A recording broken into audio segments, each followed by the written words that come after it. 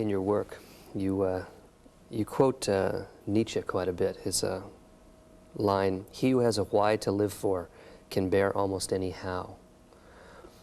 What do you think he meant by that? What I think? What do you think he meant by that? The same as I am intended to convey to my readers and students, that the vision of a meaning ahead of someone, a meaning in wait for someone, to be fulfilled by someone, that this contributes most than anything else under equal other circumstances for survival. Meaning is the most important thing in our lives? Certainly, because what I call a will to meaning, the wish to find and to fulfill meaning, is the basic motivation in human beings. Well, this certainly runs counter to much of the determinist notions that are being bandied around these days, as man is a machine, man is a computer, man is a product of instincts. Man is something like a rat in experiments, psychological experiments. Of course, you are right, but not only against the so-called deterministic concepts of man, but also regarding the motivational theories of certain psychotherapeutic systems. Let's talk for a minute about logotherapy, which arose out of this notion of a search for meaning. Logotherapy, as one among other types of psychotherapy, is, we may say, a meaning-centered psychotherapy. Inasmuch particularly as logotherapy sees a human being not predominantly determined, not to say dominated, by the will to pleasure, as you were mentioning, nor by the will to power along the lines of Adlerian teachings, but basically, fundamentally, by a will to meaning. That is to say, the desire, the impulse to find, to discover in life, or better to say in each life situation, concrete life situation confronting someone, the desire to find a meaning therein and to go on to fulfill it. I was very intrigued. One of the most surprising things I've read recently was that you said that when you talked to European students, only 40% said they had suffered this sort of inner void, and yet 81% of American students experience the same thing. This was decades ago. We think of it just the opposite. We think of the Europeans as being buried under this existential dread and sense of purposelessness, and Americans as being optimistic and upbeat. However it might be, whether the ones or the others are suffering more or less, respectively, from this existential vacuum. The ones who seem to suffer less should not look at the others with contempt, but look at the others with compassion and look for anything possible to help the others. Now, this void manifests itself as in apathy, in boredom, lack of initiative, lack of interest in the world, or initiative in changing something within the world for the better. This frustration is a proof of the existence of a will to meaning.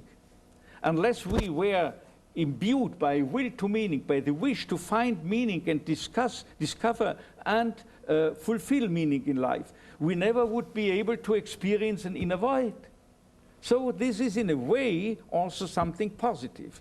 Now, you've listed 3 types of values: creative values, experiential values, and attitudinal values. And you may find a meaning. The average man, the man on the street or the woman on the street, may find a meaning day by day in doing a deed, in creating a work. And that's the creative. Creative. And in experiencing something, the beauty, the truth as a researcher, or the good in dealing with people as a teacher or whatsoever. There's an extraordinary moment in Man's Search for Meaning where you talk about being in one of the Nazi camps and all of you going out to look at a sunset. Is that exactly? This is a paradigm of experiential values, of finding a meaning in experiencing without doing anything, without achieving or accomplishing anything, but just in giving oneself to the immediate experience of something, say, beautiful going on in the world. Okay. This is the second avenue. But there is also another aspect of experiential values. Excuse me, not only experiencing something, but also experiencing someone. More than that, experiencing another human being in his or her very uniqueness. And it is the main attribute of a human being that he is a person in contrast to any animal. He is a person, and a person is always something absolutely unique, irrepeatable in the evolution of the cosmos, as it were, incomparable with any other human being. And this uniqueness can be got hold of solely by a loving person, because he not only sees the essence, but also the potentials in the beloved person, thereby, as I put it before, promoting him, alleviating it to reach out to attain this potential and to fulfill and thereby actualize also himself, but not by preaching self-actualization. It's nonsense. Self-actualization can only fall into your lap automatically once that you have fulfilled a concrete meaning, done the best of a situation. Then you actualize yourself as a byproduct. Let's talk about the third set of values, which is the attitudinal, the idea of choosing how to respond to suffering. Choosing the attitude. Yes. Yeah. If there is no possibility in a given situation to fulfill the meaning of a situation by giving oneself to the experience of beauty and so forth, nor to, if you have lost the capability to do your job, to do your work, even then there is an ultimate possibility to find and fulfill meaning. Not only the ultimate, it is even the potential to fulfill the deepest meaning, to attain the highest values. By your approach to the situation, a tragic or triste situation confronting you. You said that in part of the initial shock of being put in a death camp was ultimately an acceptance that we knew we had nothing to lose except our ridiculously naked lives. Is that the situation that they're in? In a way. Is this when you make the choice of how you're going to? Your last value choice is how to react to the situation? You stood there naked, with nothing you could have had. But all the more what counted and mattered was what you were, being rather than having, possessing anything, or the being. So what counted was what you make out of this situation, with what attitude you adopt in the given situation. And there is a multitude, a wealth of possible attitudes to how to approach it. So you have to decide. The ultimate, I would take it, attitudinal value challenge that we all share is how we're going to face death. How do you prepare people for that? How do you prepare yourself for that?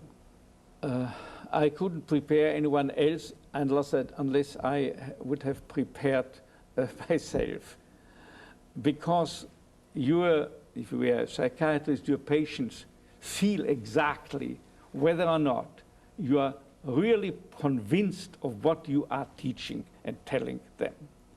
Now, I'm convinced that in contrast to the usual aspect, the albeit sound aspect to life, and more specifically to the past, to life's transitoriness, and this includes that we approach, each of us are approaching death.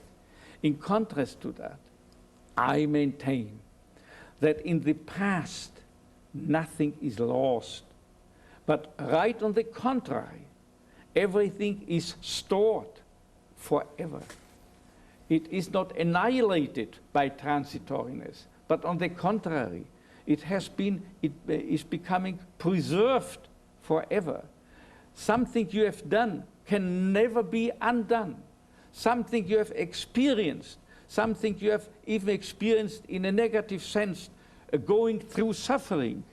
And if you have, for instance, if you have suffered, gone through this suffering, honestly, courageously, and with dignity, who in the world, what in the world can deny, can annihilate this? What you have done has been done forever, in both ways, in a negative as in a positive way. It cannot be undone. And the past is a storehouse of what you have done, what you have experienced, what you have gone through, and what you have done out of all the negative and tragic aspects as even encountered within your life. I want to thank you for being on the show. And I want to thank you at home for watching.